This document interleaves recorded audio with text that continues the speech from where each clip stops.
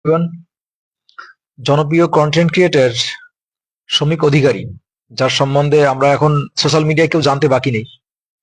তো আপনাদের point of view কি বলছে সেটা কমেন্ট বক্স অবশ্যই জানাবেন। আমি জাস্ট দুটো কথা বলবো, না বললেই নয়। কারণ অন্যায় হলে অন্যায়ের প্রতিবাদ হওয়াটা খুব দরকার। যদি কারোর বিরুদ্ধে কারোর সাথে কোনো অন্যায় হয়, সে অন্যায়ের প্রতিবাদ হওয়াটা দরকার, সে ছেলে হোক বা মেয়ে হোক। তো শ্রমিক অধিকারীর বিরুদ্ধে যে যৌন হেনস্থা বা যাই বলুন যেটা উঠেছে, সেটা তার কতটা সত্যতা রয়েছে বা কতটা বাস্তবিক, কতটা কি রয়েছে সেটা তো কোর্ট প্রমাণ করবে। তবে আমি শুধু দুটো কথা বলবো। এই যে শ্রমিক অধিকারীর যে একটা ভিডিও, যার মাধ্যমে পরিচিতিটা তার বেড়েছে, যে এই বর্তমান সরকারের যে শাসন কতটা খারাপ দিক, সেটা নারী নিরাপত্তা সমস্ত কিছু দিকেই তুলে ধরা হয়েছিল। তো সেই সব দিকে থেকে অনেকেই মনে করছেন যে তাকে ফাঁসানো হয়েছে, অনেকেই মনে করছেন তাকে ফাঁসানো হয়েছে, বা কেউ বলছেন যে সে একরূপ, উপরে একরূপ ভিতরে একরূপ, একজন এক রকম মতামত রাখছেন।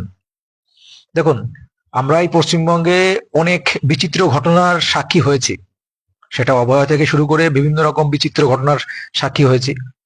এখন এই যে ঘটনাটা, এটা কতটা বাস্তবিক, কতটা সত্য, সেটা কিন্তু আমরা সঠিকভাবে এখনই জানতে পারবো না, বা এই জন্য আমরা এখনই এমন কোনো মন্তব্য করতে পারি না যে যার জন্য আমরা শ্রমিককেই পুরোপুরি দোষী, বা এই যে যে মেয়েটা এই কথাগুলো বলছে তার সঙ্গে এই ঘটনাগুলো ঘটেছে। তো যদি তার সঙ্গে এই ঘটনাগুলো হয়ে থাকে, তাহলে অবশ্যই তার পানিশমেন্ট হওয়া উচিত, পানিশমেন্ট হওয়া দরকার আছে। কিন্তু বিষয়টা হচ্ছিল, আমরা আবারও বলছি, আমাদের এই পশ্চিমবঙ্গে অনেক কিছুই ঘটনাচক্রে ঘটছে, যেটা আমরা পুরনো বিভিন্ন ইনসিডেন্ট দেখে আমরা কিন্তু অনুভব করতে পারি যে কোনটা ঘটনা, কোন ঘটনা সাজানো, কোন ঘটনা আহ বুঝতে পারছেন কি বলতে চাইছি, আমি ওটার প্রকাশ করতে চাইছি না। তবে অন্যায় তো অন্যায় হয়, সে যে যার বিরুদ্ধে হোক না কেন। তো এখন একে একে সবাই মুখ খুলছে, ধীরে ধীরে প্রতিবাদ করছে দেখতে পাচ্ছি। কিন্তু আমার প্রশ্ন এটাই যে এটা কি সম্পূর্ণ সাজানো ঘটনা? আপনারা কমেন্ট বক্সে জানাবেন যে এটা কি সম্পূর্ণ সাজানো ঘটনা। আমরা দেখেছি যে মেডিকেল রিপোর্ট, যেটা সেখানে বিভিন্ন রিপোর্টে ধরা পড়েছে। এখন সেটা আদৌ কত কিছু হতে পারে, কত কিছুই হচ্ছে, কত কত বিচিত্রই আমরা বিভিন্ন কাণ্ডে দেখেছি, রিপোর্ট বিভিন্ন কাণ্ডে দেখেছি। তো আমি আবার বলছি, আমি কারোর পক্ষে পক্ষে যাচ্ছি না, না আমি আপনার শ্রমিকের পক্ষে যাচ্ছি, না আমি অন্য পক্ষে যাচ্ছি। শুধু এটুকুই বলবো, যার সঙ্গে প্রকৃতই অন্যায় হয়েছে সে যেন ন্যায় বিচার পায়, এটা আমার মন্তব্য। এখন সমস্ত কিছু বিচারাধীন রয়েছে, বিচার অবশ্যই বিচার, কি বলে, আইনের চোখ অন্ধ, আইনের চোখ বাঁধা থাকে, তারপরে সামনে যেটা দেখানো হয় সেটাই দেখে চোখ, কিন্তু ভিতর দিয়ে অনেক কিছুই হয়তো হয়ে যায়। সেটা আমার প্রশ্ন। কারণ আমরা দেখি, কারণ সমাজের যারা গরিব, যারা সাধারণ মানুষ, তারা কিন্তু আইনের যে সঠিক বিচার বিচার বা যেটা পাওয়ার কথা, সেটা কিন্তু বেশিরভাগ ক্ষেত্রেই পায় না। তো সেখানে দাঁড়িয়ে আমার প্রশ্ন একটাই, যে প্রকৃত যে অন্যায় করছে তার শাস্তি হোক, কিন্তু কোনো কিছুর হিংসা প্রণোদিত হয়ে কারোর গণতন্ত্র হরণ করার মতো যদি কিছু হয়ে থাকে, তাহলে তার তীব্র নিন্দা জানাই। কিন্তু যদি কেউ অন্যায় করে থাকে, তাহলে তার অবশ্যই চরম পানিশমেন্ট হওয়া দরকার আছে।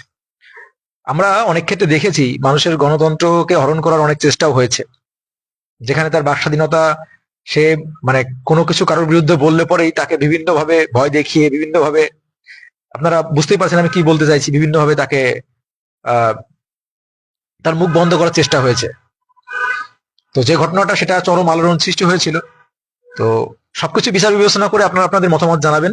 আমি শুধু এটুকুই বলবো, যে অন্যায় করেছে সে যেই হোক না কেন, তার বিরুদ্ধে কঠিন শাস্তি ব্যবস্থা করা উচিত। কিন্তু কাউকে মিথ্যা মামলায়, মিথ্যা কেছে, মিথ্যা ভাবে আহ সাজিয়ে, বা মিথ্যা ভাবে তাকে, কাউকে কিছু টাকা, কিছু কিছু কোটি কোটি টাকা খাইয়ে, বা লক্ষ লক্ষ টাকা খাইয়ে কোনো মিথ্যা বয়ান বা এরকম যদি কিছু হয়ে থাকে, তাহলে সেটা চরম অন্যায় আমার মতে।